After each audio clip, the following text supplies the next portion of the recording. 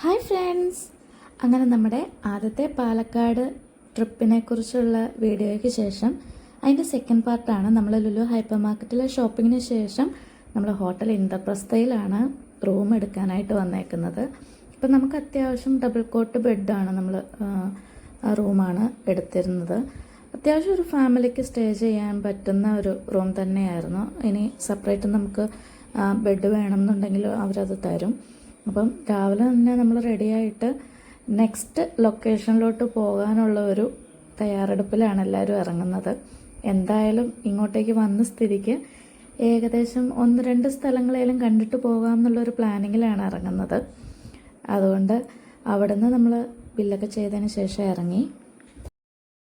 അത്യാവശ്യം സ്പേഷ്യസ് ആയിട്ടുള്ള റൂമായിരുന്നു.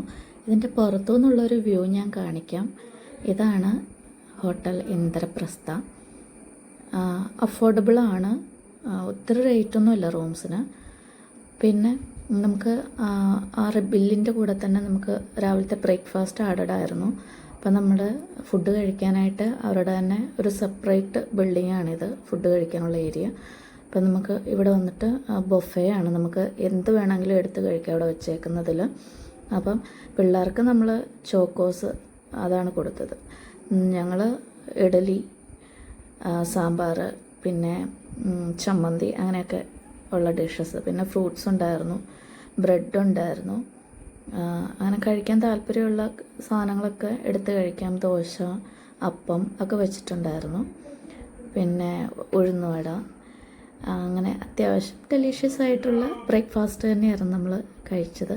അപ്പോൾ എല്ലാവരും ഫുഡൊക്കെ കഴിച്ച് ഇറങ്ങി അവിടുന്ന് നമ്മൾ നെക്സ്റ്റ് ഡെസ്റ്റിനേഷനിലോട്ട് പോവുകയാണ്. അപ്പം അടുത്ത വിശേഷങ്ങളൊക്കെ എങ്ങോട്ടേക്കാണ് പോയെന്നുള്ള വിശേഷങ്ങളൊക്കെ അടുത്ത വീഡിയോയിൽ പറയാം. അതുവരേക്കും ബൈ.